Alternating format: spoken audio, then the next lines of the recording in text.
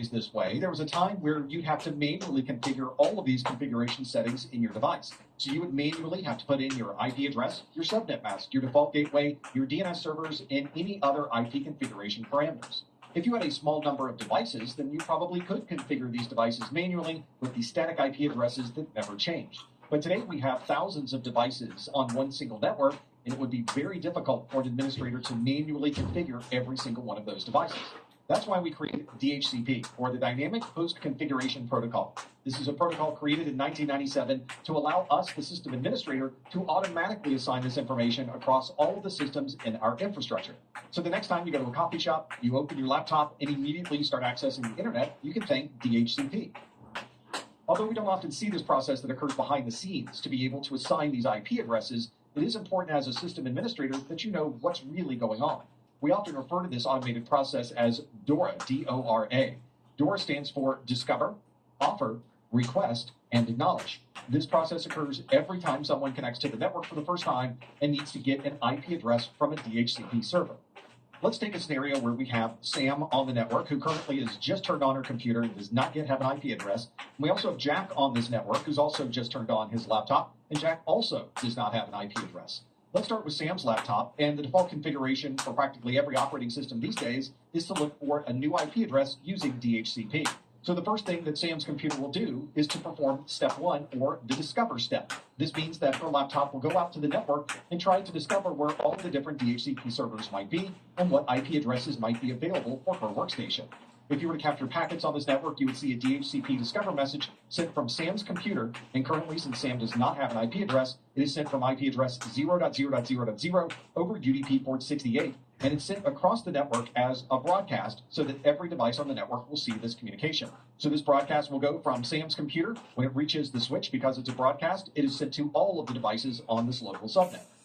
One of the devices that received that discover message is the DHCP server that's on this network, and you can see this DHCP server has an IP address of 10.10.10.99.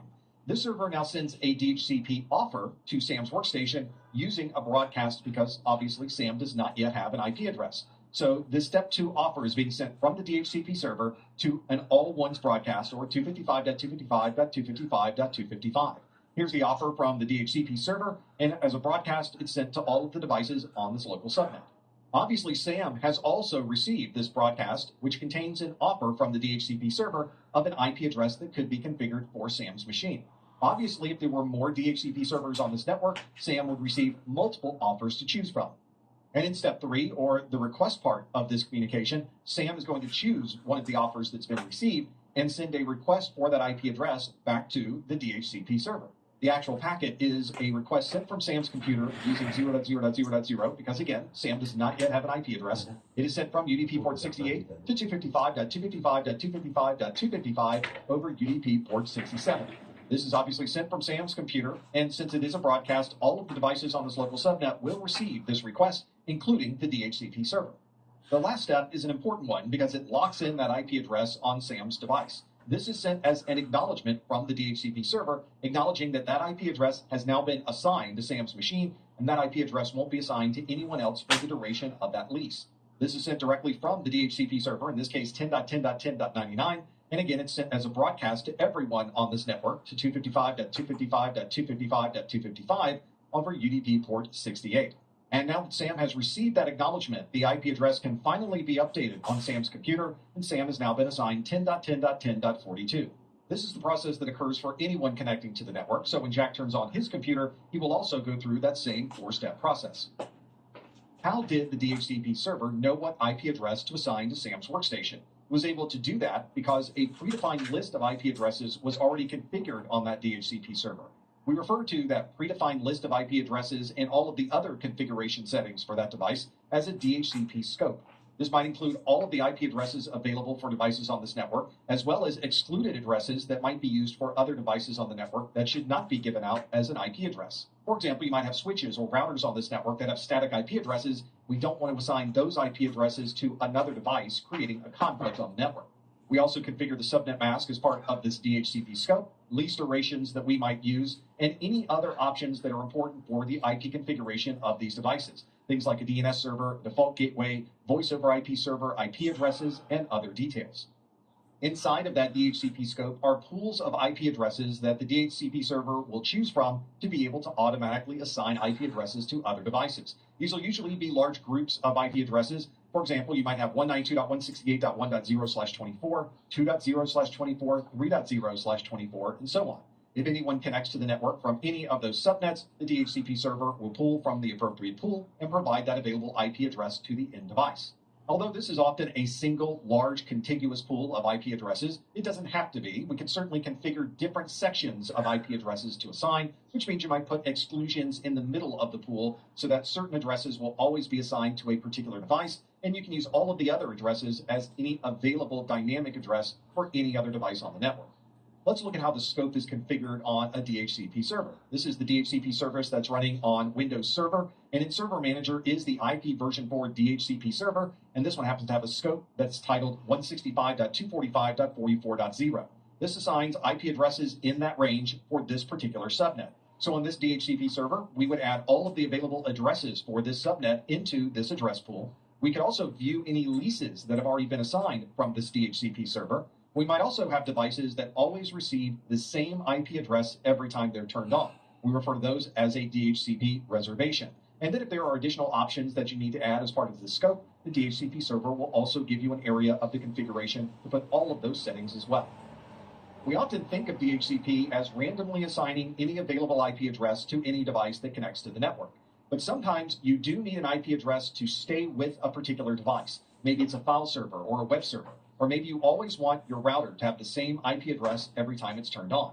Now, of course, you could go to all of those servers and routers and switches and manually configure a static address on those devices. But if you happen to change anything with your IP addressing scheme, that means you would have to revisit all of those devices to manually update any configuration changes. If you're using a DHCP address reservation, you can make all of those changes in the DHCP server itself and not have to manually update all of those individual devices. The way that we're able to associate a device with a particular IP address is where you configure the MAC address of that device in the DHCP server itself. We would specify that this MAC address always receives this particular IP address. Sometimes you might see this referred to as a static DHCP assignment, a static DHCP, or simply an IP reservation. Here's the DHCP configuration in one of my routers. I have a range or pool of addresses that's used. This one uses 192.168.1.2 through 192.168.1.254. So anytime you turn on your computer, it will receive an IP address that is somewhere in that range. However, there are two reservations included as part of that pool that would not be automatically assigned. That's because we have two devices, one called Prometheus and the other called Odyssey, and you can see the MAC addresses of both of those devices. If we turn on Prometheus, it will always receive an IP address of 192.168.1.6, and Odyssey will always receive 192.168.1.9. This means that we know that those two devices will always receive the exact same IP address every time we turn on that device. And anyone else on our network that happens to connect will receive any other available IP address from the available pool. 1, 2, 3, 4, 5, 7. 1, 2, 3, 4, 5, 8. 1, 2, 3, 4, 5, 9. 1, 2, 3, 4, 5, 10. 1, 2, 3, 4, 5, 1. Here's an image of a pretty common data center where you have rack after rack after rack of equipment, and you can see there's a lot of equipment on one row of this, and there are many rows in this particular data center. There is a lot of technology in this data center, and there are many different services running on each of these individual racks. In this video, we'll look at different services that you might expect to find in a data center like this one. We're all very used to typing in a website into our browser address bar, so we might go to google.com or professormesser.com. But behind the scenes, there is some work done to convert that fully qualified domain name to an IP address. The device that's doing that conversion is a DNS server. DNS, of course, stands for Domain Name System, and it's responsible not only for resolving an IP address from a fully qualified domain name, it can also provide that same service in reverse and provide much more as well. This is a distributed platform with thousands and thousands of DNS servers running on the internet at any particular time. And the load across these DNS servers is distributed primarily based on the domain names that they support. So there are a group of servers that support ProfessorMesser.com, and anytime you type in my website, it accesses either those servers or a cached version of information from those servers to be able to provide you with the appropriate IP address. This is something that's usually managed by your service provider, or you may have a number of internal DNS servers that's managed by your local organization. Another important service is DHCP, or Dynamic Host Configuration Protocol. This is the protocol that's able to automatically assign IP address and other configuration settings anytime you start your computer. You don't have to remember IP addresses or type anything in. DHCP will take care of all of that work for you. This is a widely used service that you will see not only on a local network at home, but also the networks that we would use in our enterprise. And in the enterprise, we tend to have multiple DHCP servers for redundancy. If one DHCP server is suddenly unavailable, we have other servers that can still provide IP address information for devices on the network. File sharing provides a way to centrally store information so that you and other people in the organization can easily access it. This is a great way to share spreadsheets, documents, and anything else that you need to share with other people within your organization or with people that may be outside of your organization. There's usually a standard type of file service. If you're running in Windows, you probably have a service that is using SMB, or Server Message Block. If you have Mac OS in your environment, you're probably using Apple Filing Protocol. There are many different standards for sharing information, and it depends on the applications and the operating systems that you happen to be using. Most of the time, you don't even know if you're using SMB, AFP, or some other type of file sharing system. The operating system tends to hide those protocols, so all you see is a file management front end where you can drag, drop, rename, and modify the files that are stored in that folder. Although a great deal of our work is done digitally, there are still times when we need to print information onto a piece of paper. To be able to do that, we're going to use a printer, but we need some type of service that will manage the process of receiving these print jobs, queuing them up inside of the printer, and then making sure that all of those print jobs print successfully on those printing devices. Sometimes this is a separate computer that is connected to the printer, and that separate computer is running the print service software. Or it may be built into the printer itself. There may be a network card that you slide in. That card not only provides your interface to the network, it also provides the print service software. If you were to look at the documentation for your printer, you'll probably see that it supports a number of different protocols for printing across the network, such as SMB, which is Server Message Block, IPP, which is the Internet Printing Protocol, and LPD, which is the Line Printer Daemon. Email continues to be one of the most popular applications used around the world. And of course, we need email servers so that we can send and receive these email messages. These email servers may be in the cloud and managed by your internet service provider or cloud service provider, or you may have local email servers in your own data center that you're managing yourself. This is one of those rare services that has a very high uptime expectation. You always expect your email to be flowing, and you always expect there to be access to your email messages. And as system administrators, we have to make sure that we're planning, designing, and implementing email services so that they are available as much as possible. If you're managing switches, routers, servers, firewalls, and almost any other type of device on your network, then you're probably collecting log files on all of those devices. Often you'll want to consolidate all of those log files back to one central database, and the protocol that allows you to do that is syslog. There's usually a central server called a SIEM that stands for Security Information and Event Manager. The SIEM is a central consolidation point for all of your log files, and it allows you to correlate information together even across very diverse systems. Since you're bringing back a lot of log information to one central point, it's very common that your syslog server have a lot of log space available because you will be keeping logs for a very long time across many different systems. If you're accessing information from a browser, then you're connecting to a web server.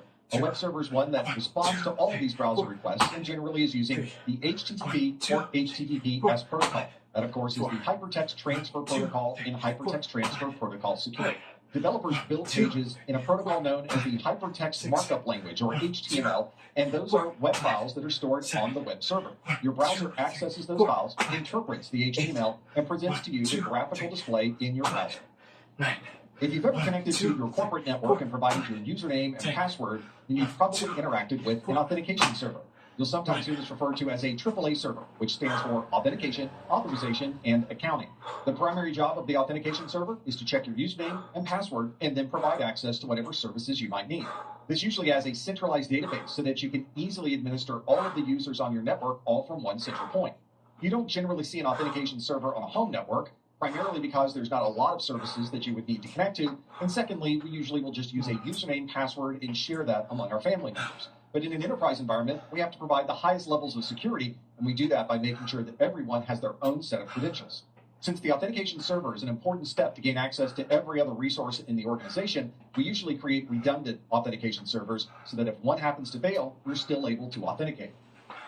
Most organizations are collecting a lot of different types of information, and we need somewhere to store that information. One of the most common places is a database server.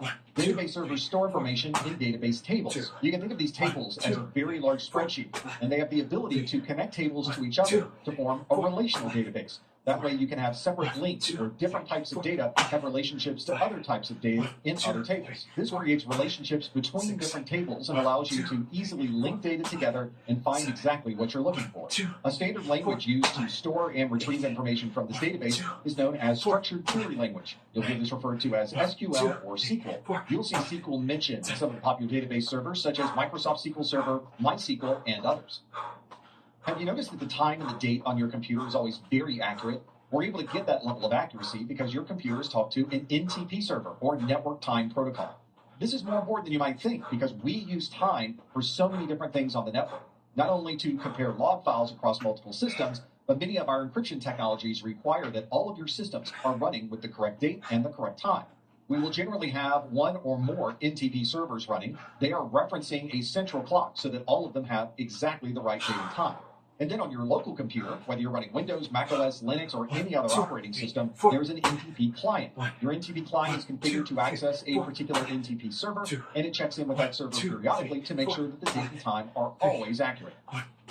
All of us have received unsolicited emails known as spam, and often we have a separate filter that puts spam into a separate folder or keeps it out of our inbox. We're able to perform that function thanks to a spam gateway. This is often a separate service that's in the cloud or on a separate server that evaluates every email message that's coming in, determines if it might be legitimate or might be spam, and then categorizes it properly in your email system. You'll notice sometimes that you have to go into your spam folder to see if you can find legitimate messages, because this process is not always 100% accurate. This is an important service that keeps the unsolicited information away from your eyes and allows you to focus on what's important in your email inbox. Many organizations will put in all-in-one security appliance on the outside of their network between them and the internet. Sometimes we refer to this as a next-generation firewall, a unified threat management system, or UTM, or perhaps a web security gateway. These devices have many different functions all combined into one single device. This will have URL filtering or content inspection. It might be looking for malware, either in email messages or real-time network traffic. It could have a spam filter built into it. You might even have a CSU DSU for connecting to older wide area network connections. On the back may be router and switch interfaces, along with firewall functionality, IPS functionality, and even ways to shape the bandwidth to minimize the impact of certain applications on the network. And there might even be VPN functionality that allows you to connect securely to other sites or to have end users connect directly to this device over a secure channel. One of the ways that organizations maintain the uptime and availability of their services is to have those services running on a load balancer. Load balancers are designed to connect many different devices all at the same time and be able to share the load across those many systems. So an organization might build a web server farm with multiple web servers, and they have those web servers connected to a load balancer. As incoming requests are received, those requests are distributed evenly across all of those servers. If one of those servers was to fail, the load balancer would automatically know that server was no longer communicating and would take it out of the rotation. The remaining devices on that load balancer would then share the load with that server now out of the picture. This gives the technicians time to evaluate the problem, resolve that issue, and put the server back onto the load balancer, where the load balancer will automatically know that it's back in service and begin sending additional requests to the server now that it's up and running. This process occurs very quickly, and the end users have no idea that an outage even occurred. Some organizations will take advantage of a proxy server for either inbound or outbound communication. A proxy server receives a request from a client. It then makes that request on behalf of the client to that service, receives the response from that service, and evaluates the response. If everything within that response looks appropriate and is secure, it then now sends that response to the end user.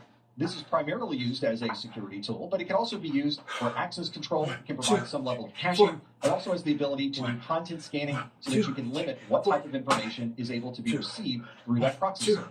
Often the proxy server is sitting invisibly in the network, and the end users have no idea that there is a proxy that is evaluating the inbound and outbound traffic from their device. If you work in an organization that has a lot of industrial equipment, then you're probably familiar with SCADA or ICS. SCADA is the Supervisory Control and Data Acquisition System. You might also see this referred to as a Industrial Control System or ICS. So if you work for a company that provides power services, maybe you work in the oil and gas industry or a manufacturing company, you're probably very familiar with controlling that large-scale equipment using the SCADA technology.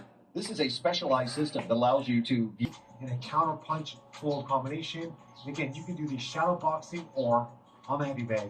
If you want a 30-minute workout, simply do this session 3 times. You ready for it? Combo number 1's coming up. Right here. Combo number 1 is the 1-2-3 step left 2. That's the jab cross, lead hook, step to your lead side, and throw across. Let's get into it. Throw the 1-2-3 in a rhythm, up, up, up. As you step, you ground it and release that right hand.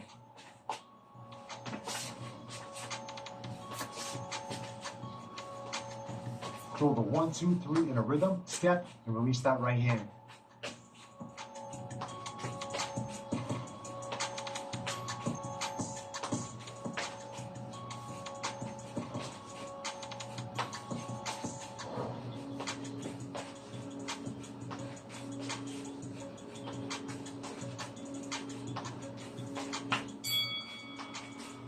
Get these shadow boxing gloves in the product section of this video. Combo number 2, 5-4 body, pivot left, 1-2. 5-4 body, pivot left, 1-2.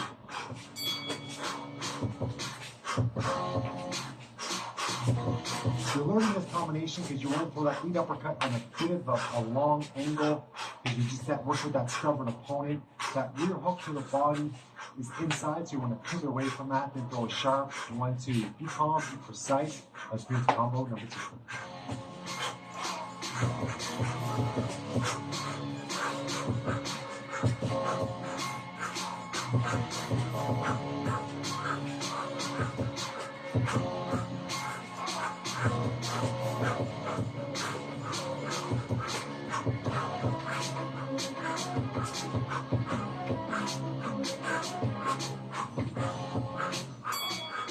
Combo number 3, the 1-1-8, then measure with the jab as you move outside. That double jab sets up that overhand right that's dangerous. It's going for the knockout win. To make sure you're using that lead hand, that jab hand, to measure the distance as you work outside in case you miss, lose your balance, or have to change position to throw again. Let's get to work.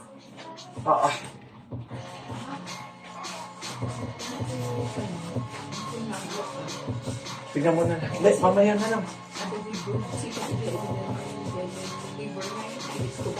Yung chicken na lang. Yung boiled chicken na lang. Opo. Kahit mamaya na po. Akit na lang ako. Ang problema.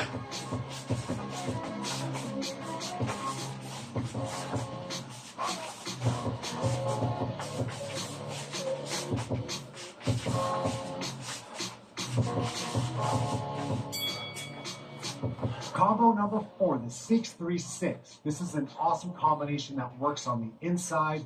That rear uppercut, lead hook, rear uppercut is all about fast hands and changing angles.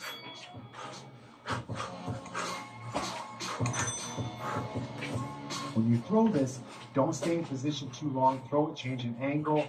You can set up with a jab and also finish with a jab so you're not leaving yourself too wide open. The 6-3-6 on the inside. Let's put that to work.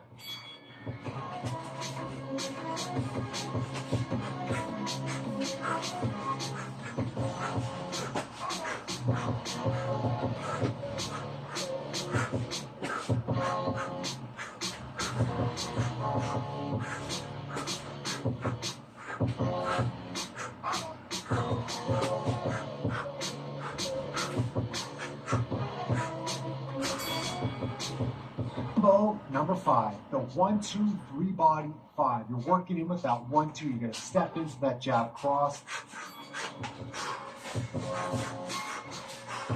1-2-3 body 5.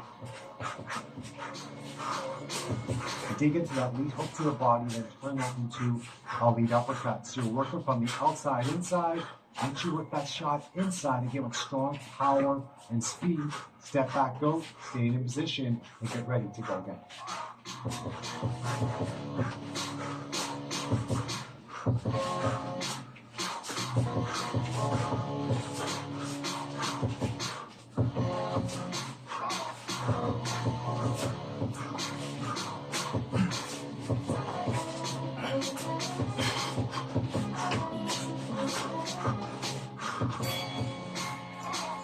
Let's go, combo number 6. You're getting in some offensive and defensive work here with the 3 dot left, 3-6. Throw that lead hook. duck to the same side, throw another lead hook and a rear uppercut. Change your angle and get ready to go again.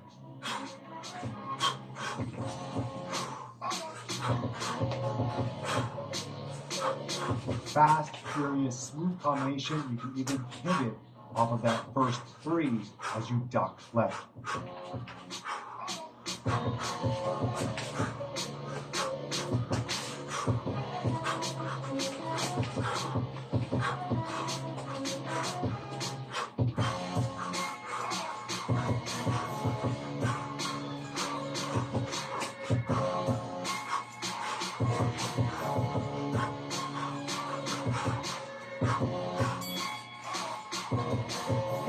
Combo number 7, the 2-5-6-3-2 duck to the same side as that rear power shot. 2-5-6-3-2 duck to the same side as that rear power shot. This combination, again, you need to throw with speed and power, especially that 5-6-3-2, working the shoe shine inside, coming up for that head attack, finishing with a cross.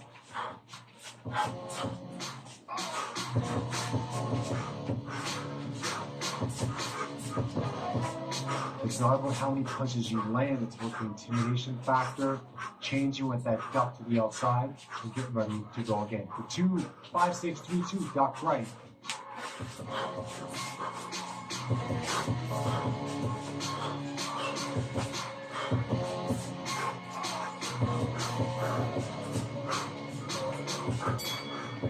Combo number 8, the jab, block right, jab, duck right, throw 2 or 3 punches. What that does is give you a nice rhythmic offensive and defensive boxing combination, and those 2 punches at the end make it a lot less scripted, because sometimes you never know what punches you have to throw, so just let your hands go.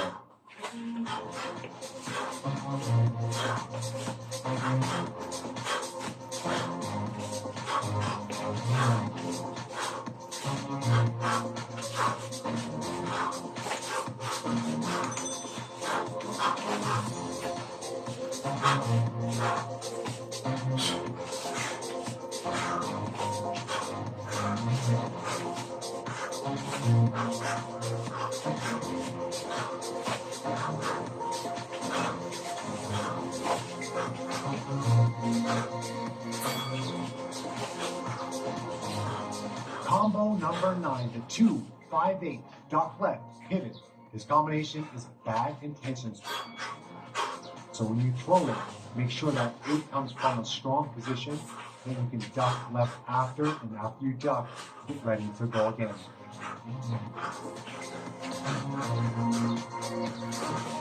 The 2-5-8, duck left, pivot. It's a bad boy combo.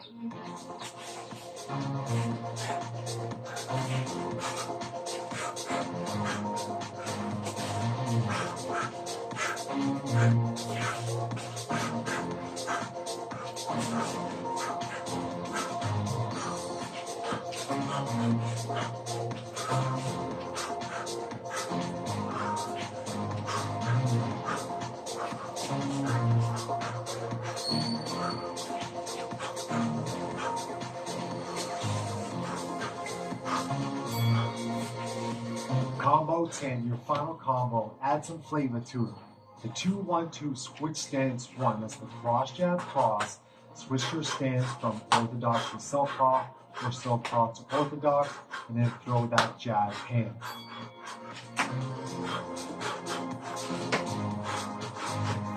The 2-1-2 switch stance 1. Show them that you have flavor, you have energy, and you're still good to go. This is combo number 10.